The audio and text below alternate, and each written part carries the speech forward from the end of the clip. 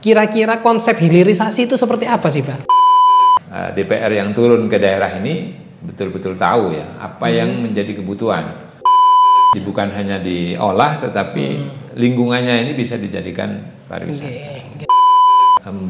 Mencarikan solusi, jangan sampai perkebunan ini gulung tikar. Karena itu juga nampaknya nanti banyak masyarakat di sekitar itu yang menggantungkan hidupnya dari sektor itu.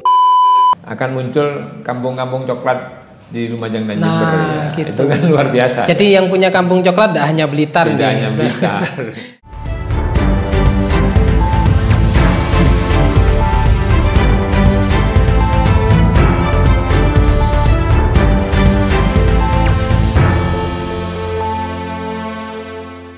ABTV in Podcast bukan sekedar bicara, lebih dekat, lebih paham. Karena kalau tidak dekat, mana bisa kita paham. Nah, pada siang hari ini kita bersama dengan anggota DPRD Provinsi Jawa Timur yang tentunya sangat familiar sekali di kalangan warga Jawa Timur, dan beliau adalah Dr. Andes Haji Muhammad Husnul Khuluq, Komisi B DPRD Jawa Timur. Bismillahirrahmanirrahim. Assalamualaikum warahmatullahi wabarakatuh. Salam sejahtera untuk kita semua.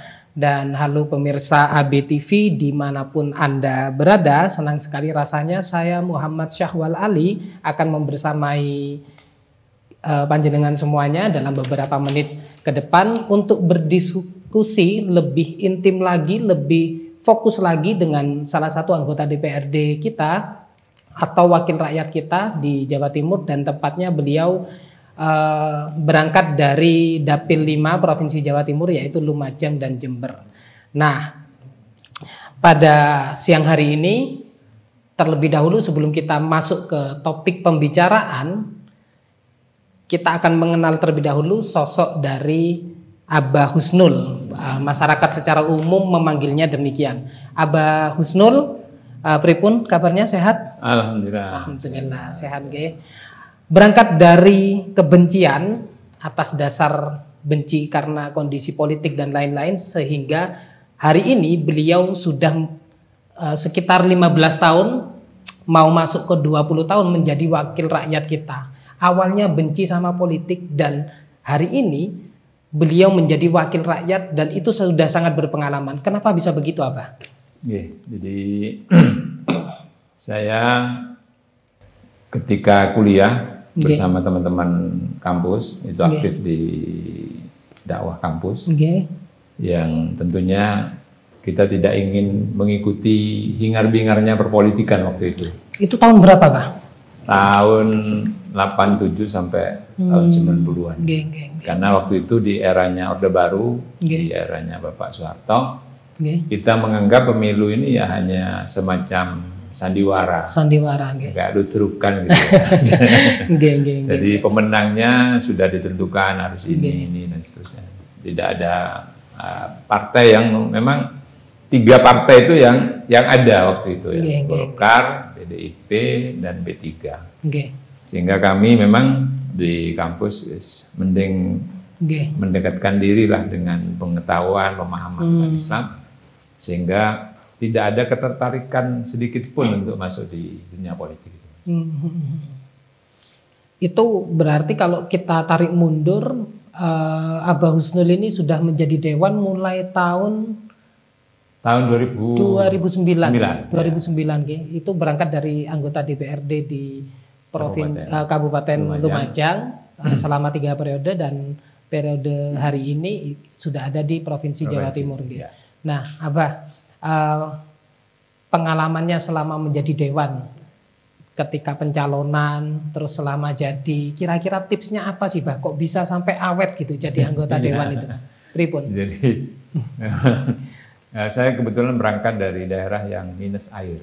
Betul. Utara Lumajang itu Klaka, Kedung Jajang, Ranuyoso dan Randuagung waktu itu memang daerah yang minus air, dan pemerintah waktu itu tidak ada tindakan nyata terhadap air, sehingga saya berpikir bagaimana masyarakat saya bisa terpenuhi kebutuhan dasarnya berupa air bersih. Sehingga salah satu kampanye saya waktu itu, saya akan berikan layanan tangki air bersih gratis untuk masyarakat yang meninggal, masjid dan sosial. Sehingga itu mungkin menjadi daya tarik tersendiri masyarakat untuk memilih saya tanpa melakukan money politik. Masya Allah. Alhamdulillah takdir. Jadi saya sebelum dilantik beli, Mas. Jadi sebelum dilantik beli, kemudian saya. Berarti itu bukan hanya janji politik saja bukan, ya? Karena orang biasanya ungkul wis dadi lali. Makanya sebelum dilantik asal sudah di KPU sudah ada pengumuman jadi positif, saya ambil ke Jakarta. Ambil bekas ya.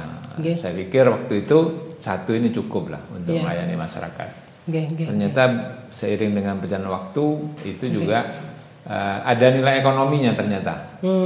Jadi kalau masyarakat sebelum ada tangki saya itu kalau kebutuhan air di musim kemarau itu biasanya beli ke tangkinya PDAM. Sehingga masyarakat berpikirnya kalau sumbangan ke PKS, kenapa kalau beli ke PDAM? Sehingga mereka mending semuanya di PKS. Gitu. Saya bilang kalau di kita tidak bisa janji hari ini pesan langsung dikirim, karena ketika mau kirim ada orang meninggal, kita prioritaskan yang meninggal dulu. Ternyata orang mau. Sehingga ini menarik sekali, Mbak. Ya. Dalam artian panjenengan tadi mengatakan bahwa berangkat ke panggung politik tanpa uang sama sekali atau money politik lah ya bahasa kerennya.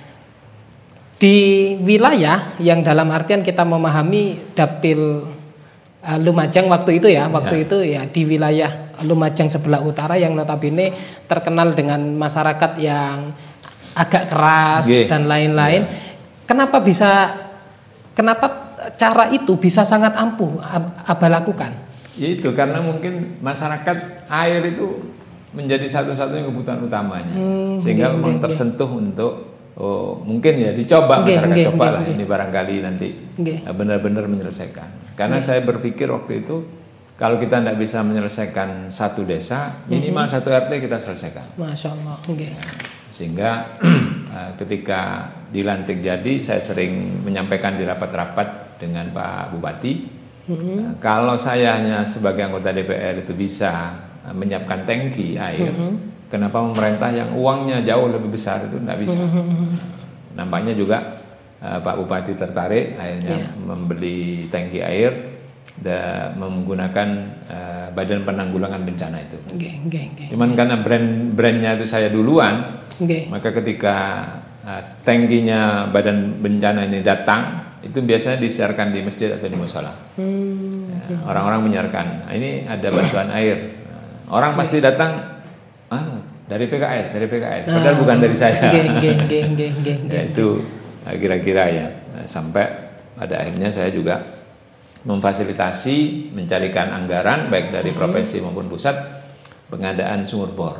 Masya Allah. Alhamdulillah sekarang di wilayah saya ini ada 60 titik sumur bor. Dan itu dari programnya panjenengan? Dari program saya, dari programnya Pak Artono Provinsi PKS, dan juga saya minta juga ke pusat. Jadi ada sinergi dari DPR pusat sampai daerah. Termasuk berangkat ke menjadi wakil rakyat di Provinsi Jawa Timur, apa menggunakan cara yang sama? Ya, untuk dapil di sini ya, untuk dapil Lumajang Utara ini tetap sama saya. Saya tetap nyampaikan masyarakat kalau mau dipilih, alhamdulillah tidak dipilih kebangetan. Ngapain ini 15 tahun dengan tangki air dan sumur bor. Kalau masih minta sangu, saya nggak bersedia. Nah itu jadi memang berangkat dari kekecewaan barusan terhadap situasi politik, karena pada dasarnya kalau orang baik itu tidak turun langsung membenahi situasi yang lagi kacau ini, maka akan siapa lagi yang turunkan seperti itu Abah. Nah ini sudah dilakukan oleh Abah Husnul, ya saya kira orang-orang lain pun juga sangat bisa melakukan yang seperti panjenengan ya. Abah terima kasih, ini tadi prolognya saja kita perkenalan, tetapi pada dasarnya pembicaraan kita siang hari ini kita ada tema Abah. Dalam artian temanya adalah Komisi B DPRD Jawa Timur mengawal hilirisasi dan nilai tambah hasil perkebunan, yang kita tahu bahwa Jawa Timur ini luar biasa sekali di sektor perkebunannya, bahkan kita sampai surplus. Kalau tebu itu sudah jutaan ton kita produksi. Nah, tetapi pada akhir-akhir ini yang kita pahami, hasil perkebunan tersebut apakah memang sudah memenuhi kebutuhan konsumsi masyarakat Jawa Timur, apa? Jadi ada beberapa yang sudah memenuhi, tapi juga banyak juga yang belum. Yang lagi ramai sekarang di masyarakat kita ini, misalnya saya ngambil contoh tembakau. Tembakau itu ketika musim panen, itu mesti harganya jatuh. Sehingga mesti masyarakat ini menjerit bagaimana pemerintah turun tangan karena memang saya melihat tidak ada kuota salah satunya. Jadi di mana-mana tanam akhirnya juga pasti jatuh karena kebutuhan perusahaan rokok itu kan terbatas. Juga kopi ya. Sekarang ini masuk dalam musim panen raya, itu pasti harganya jatuh. Jadi kalau sebelum panen itu kayak robusta itu misalnya di atas 65 sampai 70, sekarang sudah di bawah 60.000 per kilo. Nah, kalau di dapilnya panjenengan apa? Kira-kira hasil perkebunan apa yang menjadi unggulan? Kalau di tempat saya ini yang tidak ada berhentinya ya, terutama di wilayah Lumajang Utara ini kelapa. Kelapa ini setiap hari mungkin 2-3 truk ya keluar dari wilayah Plaka ini. Termasuk juga pisang. Pisang ini menjadi andalan Lumajang, walaupun secara ke Jawa Timuran ternyata ada di ranking 5 penghasil pisang di. Kalau dulu kan dikenalnya kota pisang. Iya, betul. Ternyata hanya ada di ranking 5. Yang ranking 1 di mana, Pak? Beberapa kabupaten ya kayak Malang itu menjadi hal yang menjadi kabupaten penyambang utama penghasil pisang. Kalau pandangan Abah terkait situasi pengelolaan perkebunan di Jawa Timur, apakah sudah mencapai di titik maksimal atau masih jauh dari kata sempurna, Pak? Masih jauh, Mas. Masih jauh ya. Kenapa begitu, Pak? Ya karena tadi itu masyarakat ini kayaknya ya mencari sendiri ya, dia mau kemana dan seterusnya itu fasilitasi dari Pemprov khususnya ini masih sangat minim. Gitu. Kita ngambil contoh tadi misalnya kopi ya, juga ada cengkeh. Itu kan kayaknya ya wis dilepas begitu saja masyarakat ini ya. Mau kemana, mau kirim kemana, mau pakai alat apa, mau pakai alat modern dan seterusnya itu masih sangat-sangat minim dari pemerintah ini. Karena sekarang sudah tidak zaman pakai tradisional di kalau katanya orang Madura di sanggar gitu ya. Disangrai. Itu sekarang kan mainnya roasting. Nah, sementara masyarakat kita kalau mau beli alat itu mahal. Maka masyarakat minta untuk diberikan alat roasting misalnya. Dalam hal ini peran Pemprov Jawa Timur apakah sudah maksimal, Pak, untuk melayani masyarakat yang bergerak di bidang perkebunan ini, Pak? Belum kayaknya, Mas. Belum maksimal. Belum maksimal ya. Sehingga melalui para anggota DPR ini yang memang tahu betul kebutuhannya masyarakat kita, ya disitulah kita usulkan lewat pokir kita ya. Sehingga diharapkan memang masyarakat DPR yang turun ke daerah ini betul-betul tahu ya apa yang menjadi kebutuhan, mulai dari kultivatornya tembakau, alat untuk roasting, cacah dan sebagainya itu juga menjadi atensi kita untuk diberikan. Oke, Abah, hari ini kita sering sekali mendengar istilah hilirisasi. Nah, hilirisasi lagi-lagi ketika ngomong pemerintah pusat ngomongnya hilirisasi, provinsi Jawa Timur juga hilirisasi. Nah, sebenarnya biar masyarakat ini paham, Pak, kira-kira konsep hilirisasi itu seperti apa sih, Pak? Terutama dalam sektor perkebunan, Pak. Ya, namanya hilirisasi ya. Dari atas ini sudah ada aturan, ada jadwal, ada perencanaan yang jelas sebetulnya. Sehingga masyarakat ini memang betul-betul merasakan kalau pemerintah ini hadir. Ya, mulai dari contoh misalnya ketika orang mau ngolah kelapa misalnya, itu kan juga orang tidak tahu dia mau kemana. Sehingga petaninya gitu maksudnya. Ya. Sehingga masyarakat ini kalau petani yang ada di sekitar saya ya cuma dijual ke pasar dan penentu harganya ya di pasar itu. Kalau katanya gitu. Pedagang harganya sekarang 10.000 ya sudah dia tidak bisa gitu. Apa-apa. Kalau misalnya pas banyak yang datang petaninya ngomong 5.000 ya dijual karena mau dibawa kemana lagi. Ini yang menjadi keprihatinan dan diharapkan dengan hilirisasi ini memang ada paten, ada standarnya. Standar harga ya. Harga jual tertinggi, harga itu ditentukan oleh hilirisasi ini. Termasuk pembinaannya, Mas, pembinaannya ke bawah ini kayak pembinaan apa? Petaninya termasuk. Ya.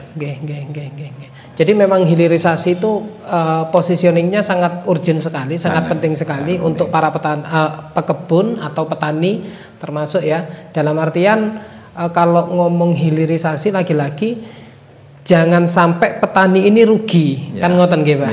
Nah, sedangkan hari ini fenomena tengkulak yang bermain harga dengan petani dan lain-lain, mungkin itu solusinya kayak gimana, Pak? Ya, dari pemerintah lah kira-kira. Kalau saya mengaca ke gabah misalnya ya, di pertanian ini, pemerintah sudah menetapkan harga kulak gabah kering itu 6.500. Itu disampaikan langsung oleh Pak Presiden Prabowo. Walaupun kenyataannya masih jauh di bawah itu. Maka harapannya dengan hilirisasi ini, perkebunan ini juga punya standar harga. Jadi ketika panen raya misalnya kopi, ini juga harus ada peran pemerintah untuk memberikan standar harga. Ketika misalnya tengkulak ini tidak mampu, ya pemerintah harus hadir dengan cara mengulak itu ya, sehingga petani tidak sangat-sangat dirugikan dengan permainan para tengkulak nakal. Juga dengan komoditas-komoditas yang lain, Mas, karena di perkebunan ini ada coklat, ada apa? Yang lagi banyak di Lumajang ini. Lumajang itu cengkeh juga. Cengkeh ini masyarakat kadang ya wis kebingungan tersendiri ya. Iya betul apa. Jadi begini ya, Pak. Panjenengan sudah berpengalaman jadi wakilnya rakyat dan hari ini ya termasuk menjadi pengalaman baru panjenengan menjabat di wakil rakyat di Provinsi Jawa Timur. Nah, kira-kira peran dari harapannya dan peran dari DPRD Provinsi Jawa Timur terutama Komisi B terkait pengelolaan perkebunan ini kira-kira bagaimana, Pak? Ya, jadi kita sudah ketemu dengan beberapa perwakilan petani, Mas, mulai dari petani tembakau ini ya, karena masuk di wilayah perkebunan, mulai dari wilayah barat, kemudian di wilayah tengah, kemudian ke wilayah Jember, itu sebetulnya sama. Nah, harapan para petani ini, pemerintah khususnya ini memberikan standar harga yang jelas.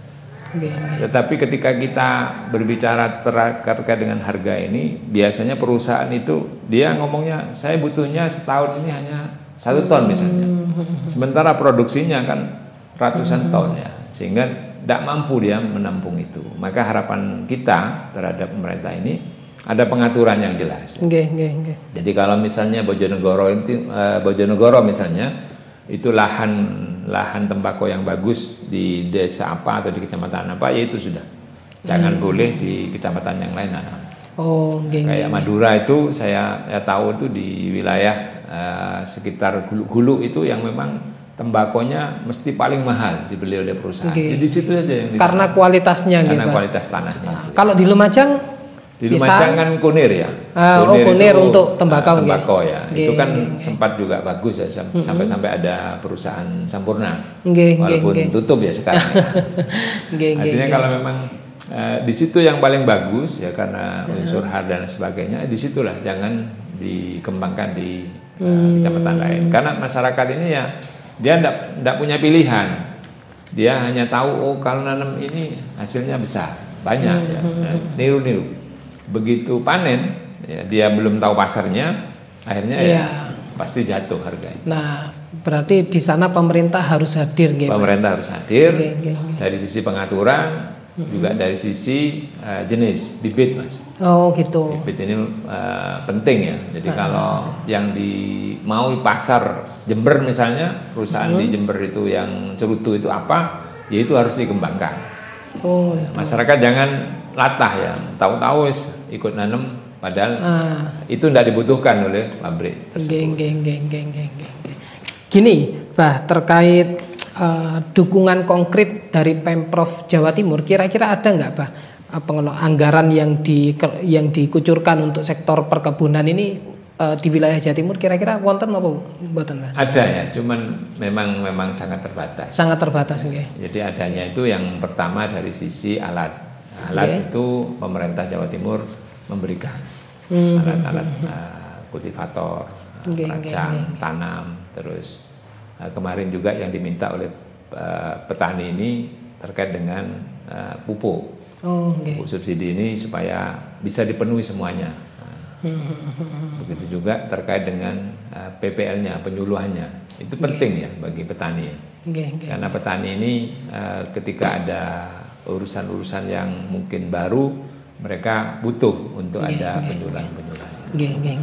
Fenomena peralihan lahan perkebunan menjadi apa istilahnya ya, ditanamin sengon, itu kan bukan lagi perkebunan istilahnya kan, Pak. Nah, fenomena yang seperti itu hari ini di dapilnya panjenengan kira-kira apakah juga termasuk dalam kategori yang lagi besar-besaran apa? Pripun? Ya, jadi kalau di tempat kami memang masyarakat ini karena kebingungan, ya tanam misalnya singkong tidak hasil, tanam kopi gagal, ya akhirnya masyarakat beralih ke sengon.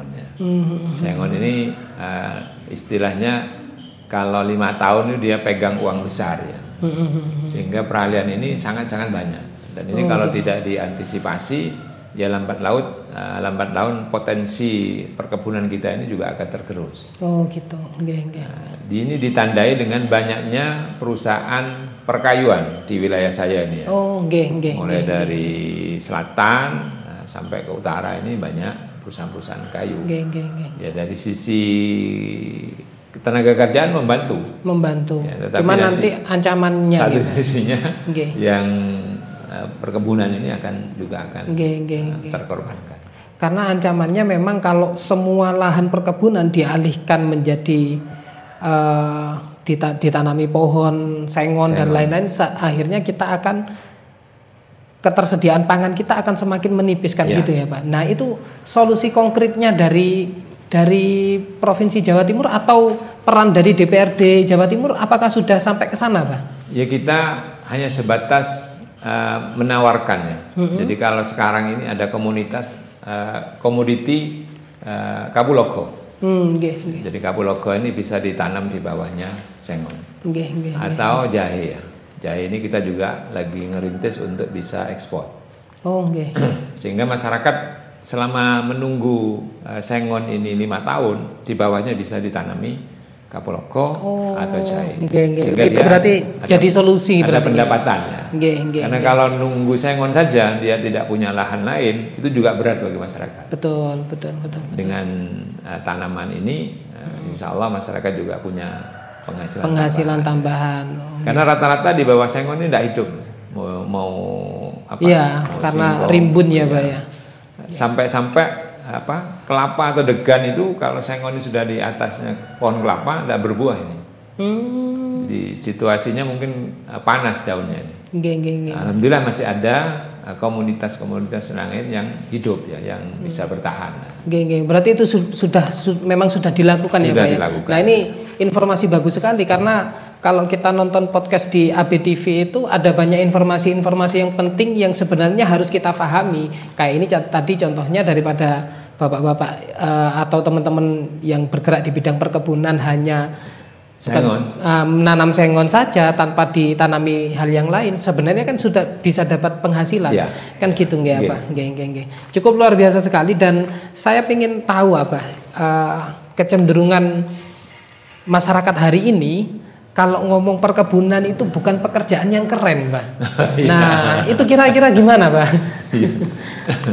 Ya karena memang hasilnya tahunan ya. Jadi kalau orang mau nanam komunitas ini, kan minimalnya 2-3 tahun baru panen. Sementara generasi kita itu kan maunya yang instan. Instan, betul. Nandur saiki kira-kira seminggu semua. Itu kan juga berat. Maka ya tadi kita coba berikan sentuhan-sentuhan untuk generasi-generasi muda ini bisa juga menekuni. Di samping dia memang harus punya penghasilan harian atau mingguan. Ya, contohnya salah satunya tadi. Kalau memang pemuda-pemuda kita ini mau manfaatkan punyanya orang tua atau saudara yang tidak dimanfaatkan dengan tanaman tumpang sarinya itu, saya rasa itu juga menjadi penghasilan yang menarik ya dalam tempo setahun lah ya. Itu salah satu solusinya. Yang kedua memang ya harus ada peran juga dari pemerintah ini ya. Taruhlah misalnya kita memfasilitasi untuk ekspor kopi. Nah, jadi kalau misalnya di beberapa daerah ini ada pemuda-pemuda yang dengan kemajuan teknologi ini bisa melakukan pemasaran dan bisa tembus ekspor, saya rasa itu juga akan menjadi pekerjaan menarik bagi mereka. Karena saya punya teman di Situbondo itu masih muda, dia ekspor ke Timur Tengah kopi. Kopi nggih. Khas Situbondo berarti. Khas Situbondo, paling jauh dia ngambil dari Bondowoso. Kalau tidak salah jenisnya Arabica dia. Arabica. Dan itu hasilnya dari medsos dia. Jadi dia coba tawarkan di medsos ya. Karena memang kelebihan pemuda sekarang di situ. Betul. Di samping banyaknya warung-warung kopi ya, warung-warung kopi itu, tapi kan tidak bisa nelan banyak. Ini skalanya tidak begitu besar, kecil. Ya. Jadi memang kalau kita sebagai generasi muda lah ya, dalam artian kalau kita mampu memadukan kecanggihan teknologi atau luar biasanya media sosial hari ini dengan tanpa meninggalkan kebiasaan-kebiasaan lama kita, misalnya perkebunan dan lain-lain, ya sebenarnya bisa menjadi potensi baru kan, Pak. Nah, dalam sektor itu peran DPRD Jawa Timur apakah sudah menyampaikan bahwa kecanggihan teknologi di sektor perkebunan ini penting sekali? Jadi kita ada fasilitasi melalui acara Sulu Semiran. Jadi sosialisasi itu juga kita sampaikan, misalnya juga coklat ya. Coklat ini potensinya kan luar biasa di Lumajang ini, Jember ini. Tetapi karena tidak dikelola oleh anak-anak muda, ya hanya sebatas itu, muter-muter saja. Tapi kalau pemuda yang ngambil peran, ya insya Allah akan muncul kampung-kampung coklat di Lumajang dan Jember ya. Itu kan luar biasa. Jadi yang punya kampung coklat tidak hanya Blitar. Tidak hanya Blitar. Saya harapkan Lumajang, Jember ini muncul gitu ya. Betul. Ini perkebunan yang memang bisa lah kalau menurut saya.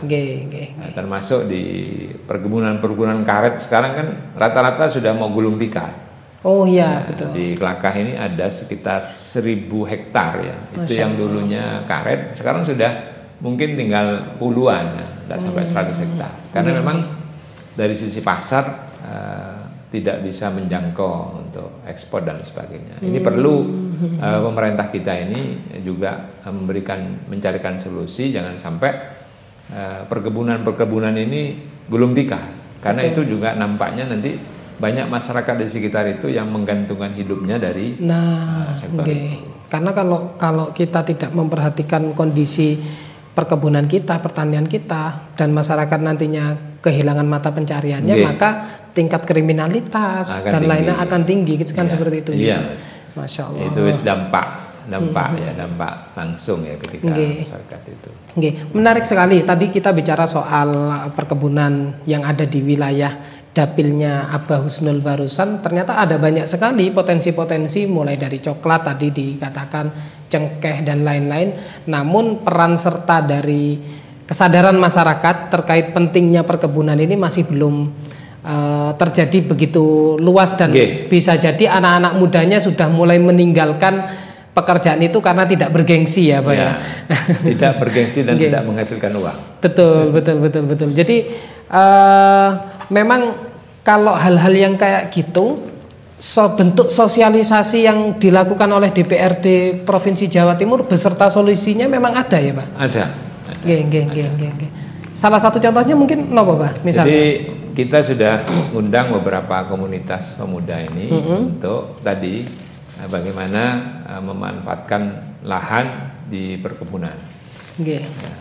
Kalau untuk ibu-ibu ya biasanya hanya minta pelatihan pembuatan kue dan sebagainya. Tapi untuk pemuda ini kita sudah coba termasuk dengan kerjasama dengan dinas pariwisatanya nanti.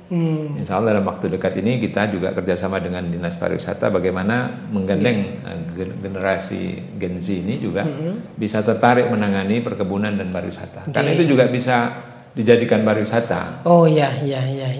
Bukan hanya diolah, tetapi lingkungannya ini bisa dijadikan pariwisata. Kita tahu misalnya di Banyuwangi yang pohon-pohon tua itu apa namanya itu? Itu luar biasa. Hanya melihat pohon-pohon yang tua yang ditanam oleh zaman mungkin sebelum Belanda. Betul. Itu juga menjadi destinasi wisata. Nah, itu juga tadi ada banyak sebenarnya potensi-potensi yang bisa dikolaborasikan. Jadi perkebunan itu sebenarnya tidak bisa belum tentu bisa berjalan sendirian, tetapi bisa loh menggandeng sektor-sektor yang lain. Misalnya pariwisata tadi. Kan kalau anak-anak misalnya di kota-kota besar kayak Surabaya atau Jakarta atau orang-orang luar negeri kan tidak tahu sensasinya metik cengkeh itu gimana sensasi. Lah mungkin kalau itu dibuat paket pariwisata mungkin bisa ya. Bisa. Salah satunya di kebun teh Kertowono.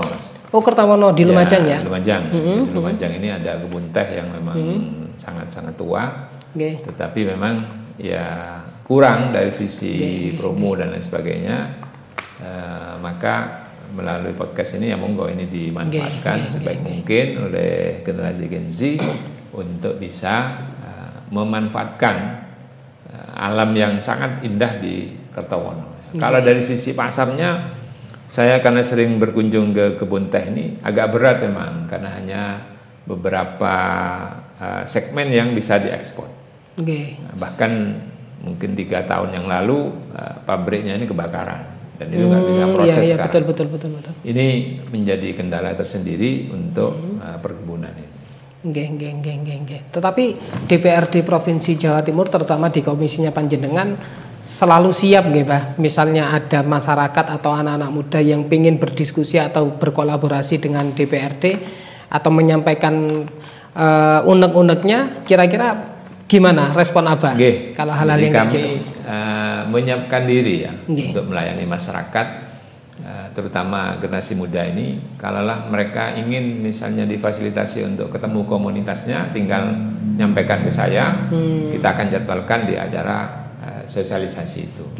Mau pilih tempat di mana, asalkan masih wilayah Lumajang Jember, kita akan fasilitasi. Lumayan mereka nanti dapat ilmu, dapat transport dan lain sebagainya. Nah, gitu loh, Ray. Nah, jadi dalam artian teman-teman yang ada di dapilnya Abah Husnul Khuluq ini punya peluang besar loh sebenarnya untuk berdiskusi, bicara soal perkebunan atau di sektor-sektor lain pariwisata dan lain-lainnya. Tinggal kita ini mau atau tidak. Bergerak di sektor itu. Jangan hanya melakukan ujaran kebencian, benci sama politisi, benci sama anggota dewan, ngapunten, Mbak. Fenomena itu kan sekarang terjadi. Nah, kira-kira kalau Abah lagi buka media, punya kan Mbak ya? Punya ya. Kalau lagi lihat media sosial, anak-anak muda itu tidak suka sama politisi, tidak suka sama anggota dewan. Kira-kira respon Abah gimana sih, Mbak? Itu juga pernah saya alami gitu ya. Sehingga saya tidak kaget begitu ada masukan, ada kritikan yang pedas dan sebagainya itu. Saya anggap ini sebuah masukan dan tantangan ya. Makanya saya menawarkan diri khususnya teman-teman generasi muda di wilayah Dapil 5 ini, monggo disampaikan, bisa lewat WA, bisa lewat Facebook minta lah. Saya minta ketemu dengan DPR, minta fasilitasi materi ini dan seterusnya. Kita akan carikan narasumber yang memang kompeten ya di bidang ini. Wah, ini anggota dewan yang perlu kita teladani lah dalam artian berangkatnya tadi dengan cara yang seperti itu yang sudah kita diskusikan tadi, yang sudah diceritakan oleh Abah. Nah, tentunya dengan ketika berangkatnya itu sudah tanpa beban gitu ya, tanpa modal dalam tanda kutip ya, bekerjanya itu lebih plong berarti gitu. Luar biasa sekali. Abah, kira-kira yang terakhir apa? harapan jangka panjangnya ketika Abah bekerja di DPRD atau mengabdi sebagai wakil rakyat di DPRD Provinsi Jawa Timur, tepatnya di Komisi B, harapannya terhadap hilirisasi hasil perkebunan rakyat yang ada di Jawa Timur itu ke depan gambarannya Abah itu pengennya kayak gimana sih? Okay. Jadi saya nanti ada sebuah keinginan bagaimana petani di perkebunan ini bisa sejahtera hidupnya ya. Walaupun rata-rata yang ada ini kan buruh ya, buruh di perkebunan. Tapi tentu para buruh ini tidak boleh putus asa. Dia juga harus menjadi petani. Karena kalau hanya menjadi buruh selama-lamanya buruh ya agak berat dalam kehidupan. Ya, betul. Maka melalui podcast ini ya saya berharap sekali lagi ini nanti akan meningkatkan taraf hidupnya petani, dan memang pemerintah ya harus hadir untuk mengatur melalui hilirisasi ini. Jangan sampai pemerintah ini hanya tinggal diam, tidak ada tindakan nyata untuk mengangkat perekonomian dari sektor perkebunan. Apa closing statement tentang perkebunan di wilayah Jawa Timur? Motivasinya gimana sih, Bah, untuk anak-anak muda atau orang-orang yang hari ini bergelut di bidang perkebunan? Ya, jadi perkebunan ini memang ditinggal sudah ya. Oh iya Pak, ngapunten saya potong. Ngomong ditinggal itu banyak anak-anak muda kita berangkat ke luar negeri, tapi di sana jadi petani, Pak. Nah, gitu. Kira-kira itu, ya, pripun, Pak? Karena memang jadi petani di luar negeri itu ya mungkin membanggakan. Apalagi ada yang sempat viral itu orang Kelaka sampai nikah dengan orang Jepang. Wah, iya ya, itu kan luar biasa ya. Betul. Tetapi monggo ini karena ini negara kita yang kita cintai, bisa dimanfaatkan dengan sebaik mungkin. Carilah kreativitas untuk bisa meningkatkan potensi yang ada di sekitar kita. Ya tadi itu sudah. Bagaimana misalnya kopi ini bisa punya nilai tambah yang mahal dengan cara ekspor dan seterusnya. Begitu juga coklat ini kita bisa jadikan kampung coklat. Begitu juga Kapulaga dan jahe misalnya potensinya itu luar biasa di Lumajang, Jember. Ini menjadi potensi yang memang harus dikembangkan, ditingkatkan, sehingga anak-anak muda ini tidak harus keluar negeri dan seterusnya. Ya kalau untung ya, kalau misalnya dia pas jalannya nggak bagus ya mungkin hanya dipekerjakan di perusahaan sawit di Malaysia dan seterusnya. Kan mereka sama-sama kerja gitu kan, mending di negaranya kerja sendiri. parah keras, tapi mending di negara sendiri. Tidak terasa waktu diskusi kita sebenarnya banyak sih, Bah, pertanyaan-pertanyaan yang perlu saya sampaikan, cuman karena kita terbatas oleh durasi. Intinya untuk teman-teman semuanya penonton setia ABTV, saya sih cuman memberikan satu fakta bahwa jangan pernah menjual lahan atau warisan kita, perkebunan kita kepada orang lain yang uangnya hanya untuk bayar karir kita. Misalnya pengen jadi apa, dibuat modal kayak gitu. Nah, karena itu rugi sekali. Karena di masa yang akan datang, kalau teman-teman perlu ketahui, sektor yang paling menjanjikan itu adalah pertanian. Karena manusia itu tidak akan pernah lepas sama ya kebutuhan terhadap makanan. Seperti itu. Terima kasih semuanya. Abah matur nuwun waktunya. Diskusinya menarik sekali dan ada banyak motivasi yang saya terima, terutama menjadi anggota dewan itu tidak selamanya dengan cara-cara yang tidak bersih. Ternyata ya bertemu dengan panjenengan saya punya banyak motivasi, punya banyak ilmu. Matur nuwun Abah, semoga sehat selalu dan semoga tetap diberikan kesabaran dan keteguhan hati untuk menjadi wakil rakyatnya masyarakat Jawa Timur. Amin. Terima kasih. Terima kasih semuanya. Saya Syahwal Ali. Wassalamualaikum warahmatullahi wabarakatuh.